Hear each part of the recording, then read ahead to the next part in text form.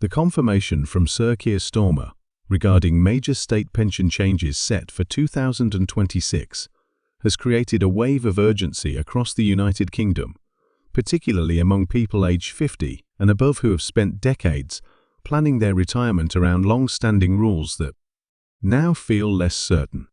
Many viewers will remember the moment earlier this year, on the 21st of May, 2025, when Starmer publicly acknowledged that the cuts to winter fuel payments had gone too far. After weeks of pressure from pensioner groups, community organizations, and even some members of his own party, he confirmed that more older people would once again qualify for support worth up to £300 a year. The initial decision to limit winter fuel payments only to those receiving means-tested pension credit had left many feeling overlooked, especially people who were just above the qualifying threshold, but still struggling with rising heating costs. When Starmer addressed the nation and said he wanted people to feel improvements in their lives as they move forward, it was a rare moment of political clarity that resonated with older voters who often feel they are the first group targeted whenever budget pressures mount. But today's focus goes far beyond winter fuel payments.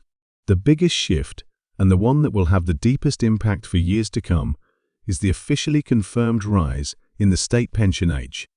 Beginning in April 2026, the UK pension age will not remain fixed at 66. Instead, it will gradually increase to 67, with the transition continuing until March 2028. This means that millions of people, including anyone born between the 6th of April 1960 and the 5th of April 1977, will be touched by the change.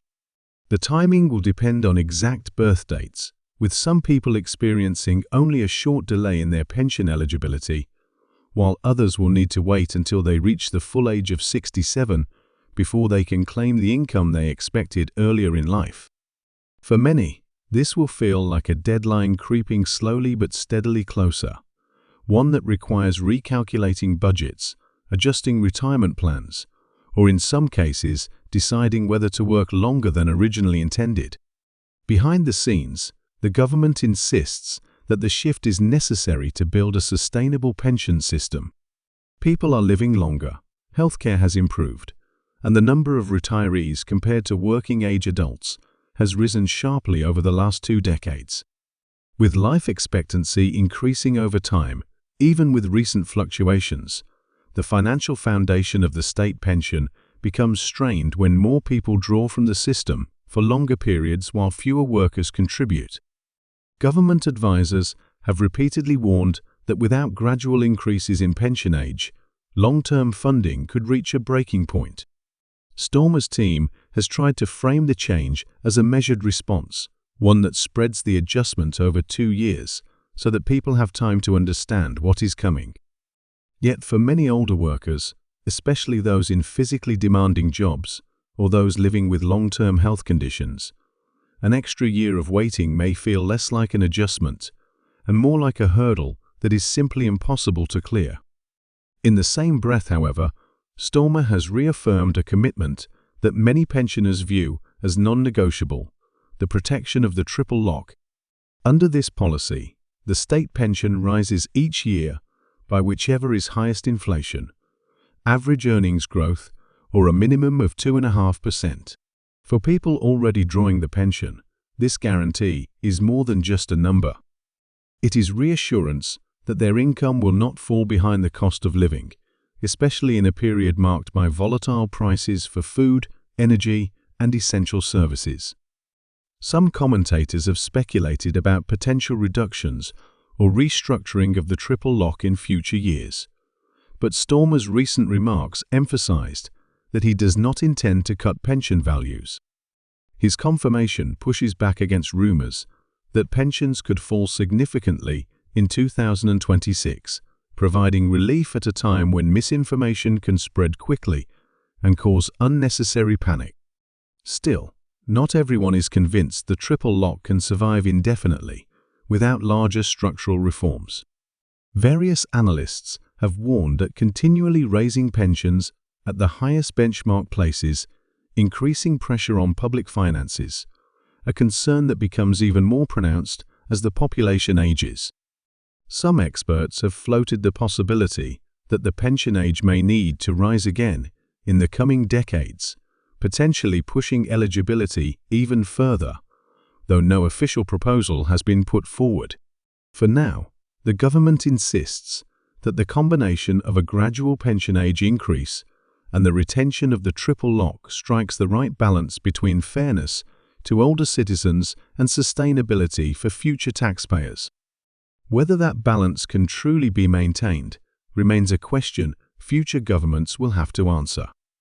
These changes raise deeply personal concerns for individuals planning their retirement. Someone born in 1961, for example, may have expected to retire at 66, only to discover that they now face an additional wait. A person born in 1964 might find that they must work several extra months, while someone born later in the eligible window could be pushed back the full year.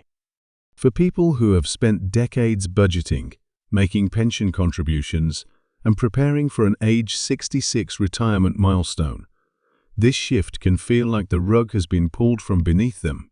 Many will now need to examine their private pension arrangements more closely to determine whether topping up contributions is necessary, or whether adjustments to spending habits are unavoidable. Conversations with financial advisors are becoming more common, as people seek clarity on how these government decisions will affect their long-term income. For those who have already reached retirement, the return of broader winter fuel payment eligibility is a relief, especially after last winter's soaring energy bills. Many pensioners reported having to ration heating, limit cooking appliances, or avoid using electricity during peak times. The reinstated support, which applies from this year onward, may not resolve every challenge, but it does provide a cushion for households where every pound counts. Older residents in colder regions of the UK, such as Scotland, Northumberland, and Cumbria, have been especially vocal about the importance of this assistance, noting that a long winter can quickly drain savings or force impossible choices between heating and other essentials. Starmer's renewed commitment is seen by many as a recognition of these experiences and a step toward repairing trust among older voters. Politically, these shifts reflect a government trying to navigate conflicting pressures. On one hand, there is the undeniable fiscal challenge of an aging population. On the other, there is the moral and social expectation to protect people who have already contributed to the nation through decades of tax payments, work, and public service. Starmer's U-turn on winter fuel payments signaled that he is willing to adjust course in response to widespread public concern. Meanwhile, the decision to proceed with the pension age increase reveals that his administration is also determined to take what it views as responsible, long-term steps, even if those steps are unpopular.